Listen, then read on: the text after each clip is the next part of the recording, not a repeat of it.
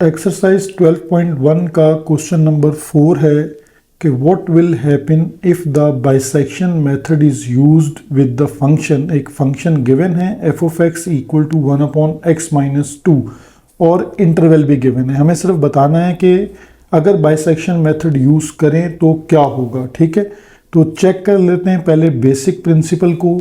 तो basic principle को use करने के लिए देखिए हमारे पास सॉल्यूशन में हम बताएंगे कि गिवन फंक्शन हमारे पास f of x equal to 1/x-2 है। ठीक है, और इंटरवल गिवन है, तो इंटरवल की जो फर्स्ट वैल्यू है इसको आप x1 या a0, ये अब आपकी मर्ज़ी है कि आप कौन सा सिंबल यूज़ कर लें।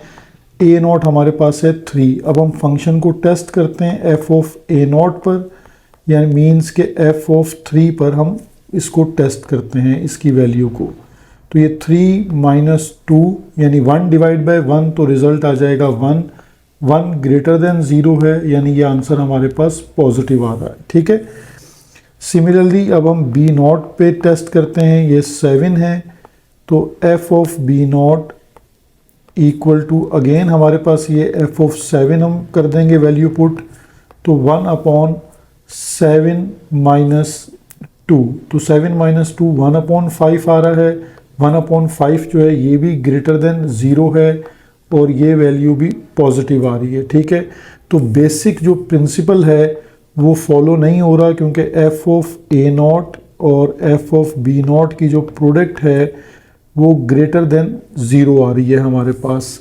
ठीक है, यानी हमने a0 की वैल्यू पुट की थी 3 और f ऑफ b0 पे हमने पुट किया था 7, और जो दोनों रिजल्ट हैं वो पॉजिटिव हैं, तो ये आपके पास बेसिक प्रिंसिपल फॉलो नहीं हो रहा। अब हम इसकी एक स्टेटमेंट लिखते हैं।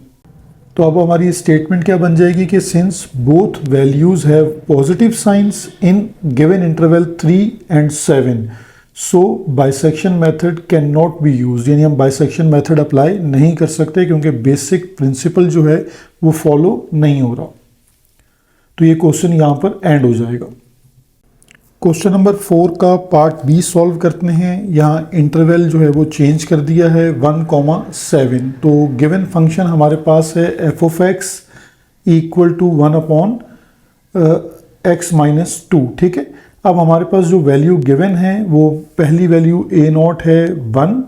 अब हम इसमें फंक्शन को टेस्ट करते हैं, तो यहाँ देखें -1 रिजल्ट आ रहा है, यानी -1 जो है वो लेस देन 0 है।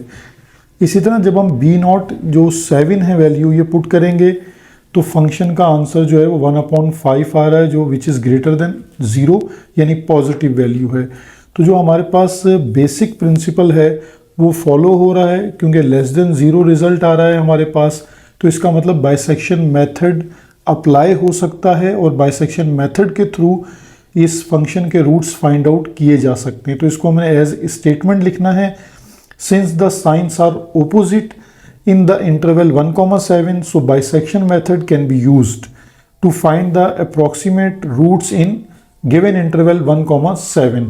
तो ये क्वेश्चन शॉर्ट में आ सकता है आपके पास। ठीक है, कॉन्सेप्ट के अकॉर्डिंगली ये शॉर्ट का क्वेश्चन बनता है। ठीक है, थैंक यू।